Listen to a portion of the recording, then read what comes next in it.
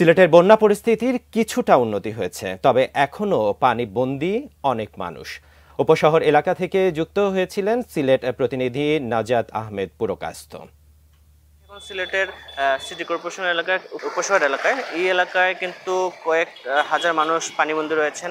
একই সাথে সিলেটের সুবহানীঘাট, যতরপুর, মেহেন্দিবাগ এরকম বেশ কিছু এলাকায় সুরমার পানি আসলে অনেকের ঘরে চলে গেছে, যার কারণে কিন্তু অনেকেই কিন্তু ঘর ছেড়ে বিভিন্ন জায়গায় আশ্রয় নিয়েছেন। সিলেটে ৭ উপজেলায় বন্যা পরিস্থিতি হয়েছে, তা এতে কিন্তু প্রায় ৬.৫ লাখ মানুষ ক্ষতিগ্রস্ত হয়েছেন এবং এই ৬.৫ লাখের মধ্যে কিন্তু সিলেটে যে আশ্রয়কেন্দ্র রয়েছে সেখানে গতকাল পর্যন্ত প্রায় ৫,০০০ মানুষ আশ্রয় নিয়েছিলেন, কিন্তু বন্যা পরিস্থিতি উন্নতি হওয়ার কারণে আজকে প্রায় ৩,০০০ মানুষ রয়েছেন আশ্রয়কেন্দ্র, বাকি ২,০০০ তাদের নিজ নিজ গন্তব্যে চলে গেছেন।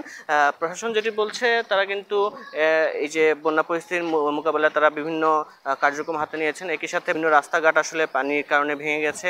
গোয়াইনঘাটের বেশ কিছু রাস্তা আমরা শুনেছি ভেঙে গেছে। একই সাথে যে যদি ভারতে বৃষ্টি না হয় এবং পরিস্থিতি স্বাভাবিক থাকে, বন্যা পরিস্থিতি আসলে ২-৩ দিনের মধ্যেই বন্যা পরিস্থিতি স্বাভাবিক হবে। সব মিলিয়ে এই ছিল আমার কাছে সিলেট থেকে সর্বশেষ খবর।